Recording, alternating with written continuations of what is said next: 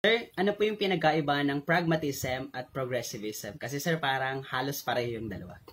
O bago yung pinagkaiba, yung pinagkapareho muna. Yung pragmatism and progressivism, pareho silang philosophy ni John Dewey.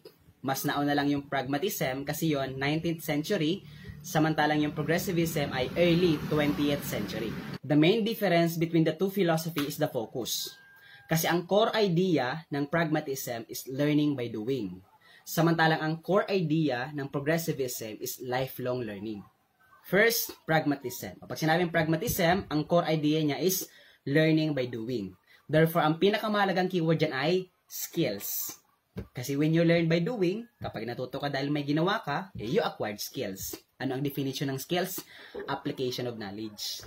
O bakit siya tinawag na pragmatism o from the word pragmatic, praktikalan? Kasi hindi pwedeng puro knowledge lang ang alam mo, hindi pwedeng theory lang. Dapat yung mga knowledge mo, yung mga alam mo, i-apply mo sa tong buhay. Kasi kapag yung mga natutunan mo, in-apply mo, that becomes skills. Ang tawag doon, learning by doing. Pragmatic, praktikalan. Kung anong practical sa'yo, yun ang gawin mo. Kaya kapag tinanong ka, anong philosophy ng hands-on learning? O ang sagot, pragmatism. From the word hands-on, o di matututo sila by manipulating objects. Ano po? So, learning by doing.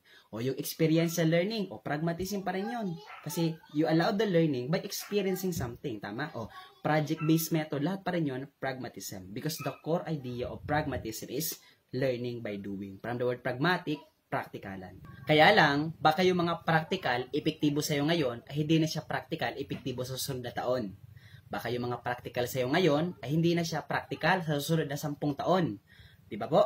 O, kasi ang panahon nagbabago. O, kailangan din nating magbago kasi ang makakasagot sa pagbabago ay pagbabago din. Kaya may lumabas na isa pang philosophy. Ano yon?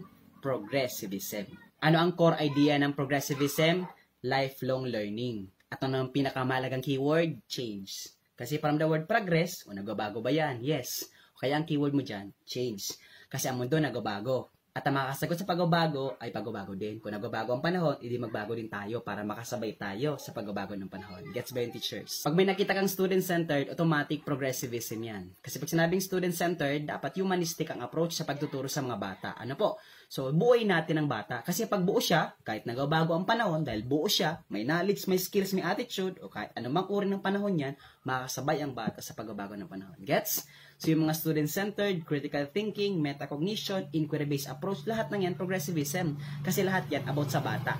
Nakapokus ang pagtuturo sa needs and interest ng bata. Kasi kahit nagbabago ang panahon, pag buo ang bata, makakasabay siya sa pagbabago ng panahon. Gets ba yung teachers? O ito pa, kapag yung knowledge in-apply mo at naging skills, ang tawag doon ay pragmatism. Kasi sa pragmatism, enough na yung mga alam mo, ina-apply mo sa tong buhay. Pero kapag yung knowledge, in-apply mo at naging skills, at yung skills magamit mo para makasabay ka sa pagbabago ng panahon, lifelong learning, ang tawag doon ay progressivism. Kasi nagamit mo na ngayon yung mga knowledge, skills, and attitude para makasabay ka sa pagbabago ng panahon, progressivism ang approach, progressivism. Yes ba yung teachers?